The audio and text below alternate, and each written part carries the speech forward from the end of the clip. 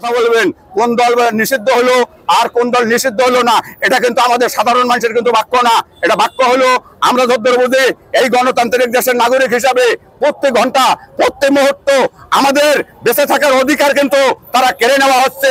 প্রত্যেকদিন দেখা যাচ্ছে রাস্তায় মিছিল মিটিং, অমুক দল এই হইবে তমুক দল সেই হইবে।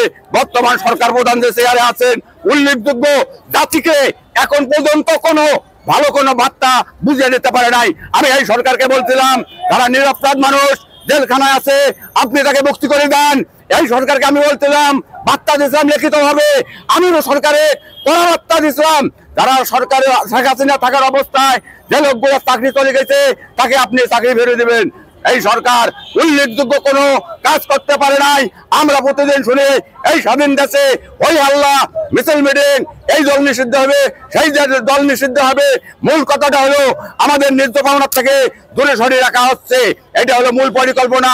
দিন দিন আমাদের গণতান্ত্রিক অধিকার দেশে থাকার মতো আমাদের ছেলে সন্তান প্রত্যেকটা দিন দিন তাদের অধিকার স্বাধীন নাই। তার মানে আমরা পাচ্ছি না কোনো অধিকারের স্বাধীনতা ভোগ করতে। আপনারা যদি রাস্তায় দেখেন প্রতিদিন মিছিল মিটিং হলে তাদের যদি গণতান্ত্রিক অধিকার হয় রাস্তায় আটকা, আমি একজন গণতান্ত্রিক নাগরিক হিসাবে ওই রাস্তায় আমি চলাচল করব। আমার রাস্তা আপনাকে বন্ধ করার এই ক্ষমতা দিচ্ছে কেটা? এই কারণে বলতে সাধারণ মানুষের বেঁচে থাকার কোনো অধিকার স্বাধীন নাই। অধিকার স্বাধীন না হওয়া পর্যন্ত এই সাধারণ মানুষের কাজ হবে সকল মানুষ এক হইয়া এই যে ৭১ সালের মতো 100% আওয়ামী লীগের যারা নিরপরাধ মানুষ, আওয়ামী লীগের যারা নিরপরাধ মানুষ যারা অপরাধ করে নাই এরা তো থাকবেই। এরা যাবে কোথায়?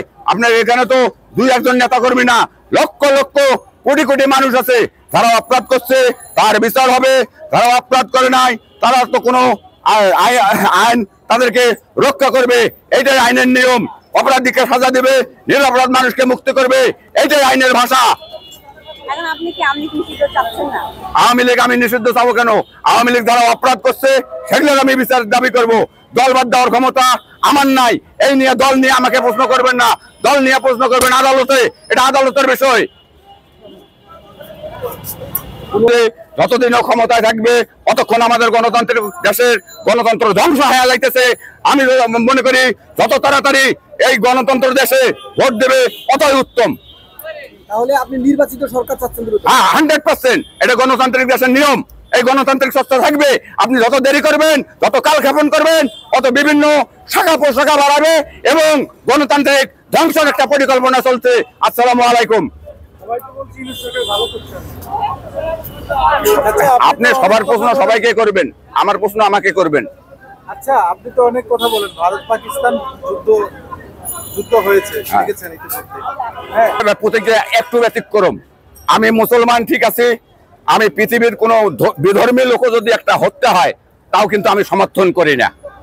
সে খ্রিস্টান হোক, সে মুসলিম হোক বা যে ধর্মে হোক, আল্লাহ কারো এই ক্ষমতা দেয় নাই যে আপনি তাকে হত্যা করবেন।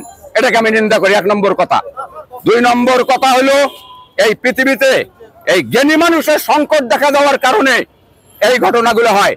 এই যে একটু আগে আপনি বললেন এই শিক্ষিত সমাজ রাজনীতির নামে চেয়ারে বসে আপনাকে আমাকে ধোকা দেয়, ছিনতাই করে নেয়। রাজনীতি অনেকটা হয়েছে পণ্য, বাজারের পণ্য হিসাবে কিনে নেওয়া হচ্ছে। চেয়ারে বসতেছে, আমাদের অধিকার কেড়ে নেওয়া হচ্ছে। ঠান্ডা মাথায় দাবার গুটি চালে মানুষের জীবন জীবিকা নিয়ে।